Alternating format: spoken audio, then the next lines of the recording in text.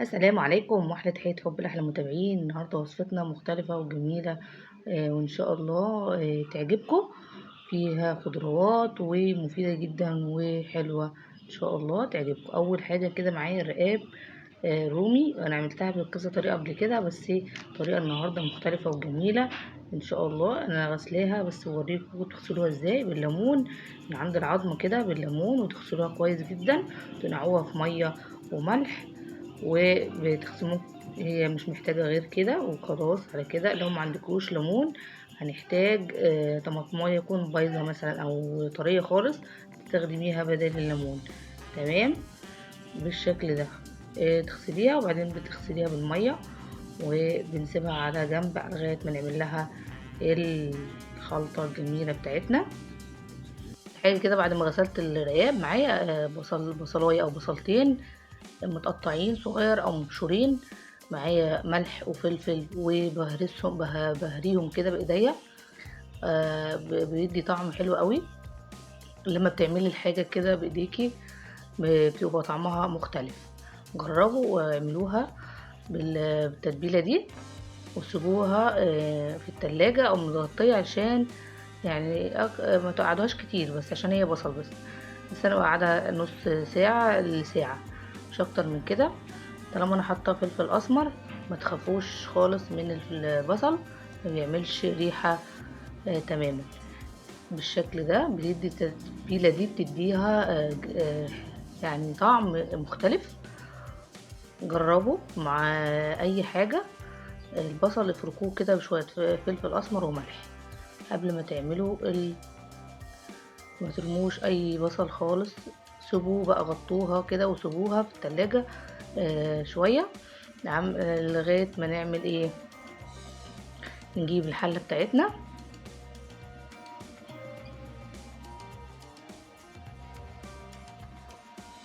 وبحط عليها معلقه من السمن او من الزيت. ممكن ما نحطلهاش اي حاجه، بس علشان ما تلزقش معاكم ضيفوا معلقه بسيطه جدا صغيره يعني،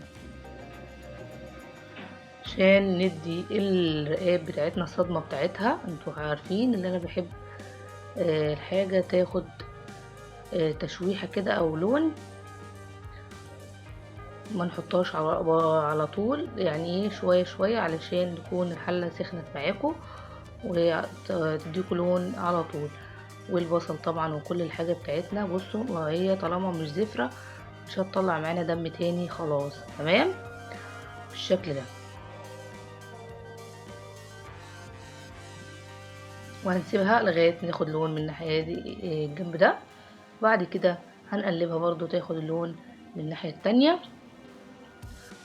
وكمان هنحط لها فص واحد من المستكة وورقتين من اللوري، عشان لو في اي حاجة من حاسين اللي فيها تبقى زفارة جدا. الورق اللوري بيقطع الزفارة خالص. طبعا الحبهان والورق اللوري والحبهان والفلفل الاسمر، كل البهارات بتاعتنا اللي احنا بنحبها.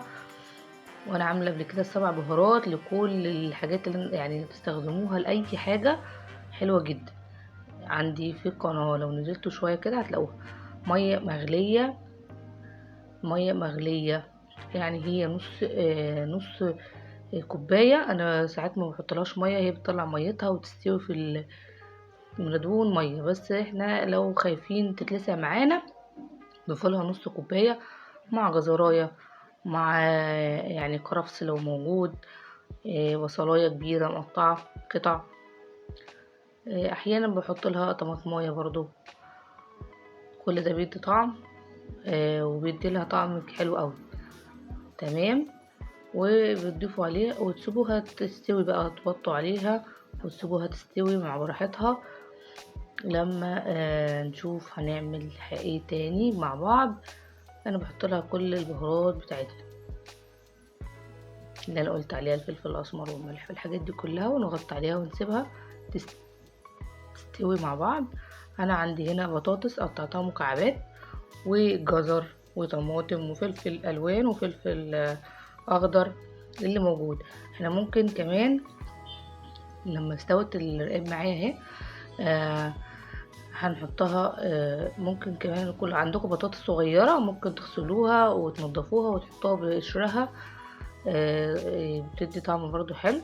والبصل انا مقطعاه، ممكن برضو تحطوا بصل صغير من صغير ده، يبقى فيه بصل كده قوارمة صغير بيتباع، ممكن تضيفوه بحاله برضو.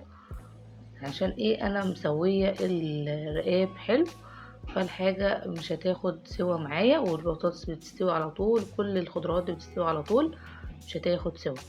رشة الملح والفلفل الاسمر، وطبعا هنزل الرقاب بتاعتي عليها، وهديها شوية بسيطة جدا من الشوربة دي، وهنرش عليها رشة من المستكة كده تاخد طعم.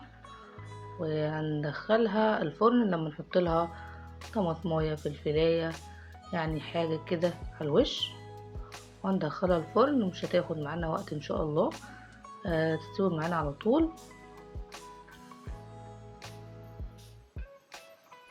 ولما ندخلها الفرن في الرف الوسطاني على 180، تقعد معانا 25 لنص ساعة. ما تغطوهاش، مش لازم تغطيها، بعدين تغطوها مش مشكلة، قبل 10 دقايق تشيلوا الغطا، تبقى كده بالشكل ده مستوي. هبطت خالص، يعني الحاجة استوت معايا. بصوا البطاطس بقت زي الزبدة بالظبط، استوت خالص، وكده كده الرقاب بتاعتي مستوية. و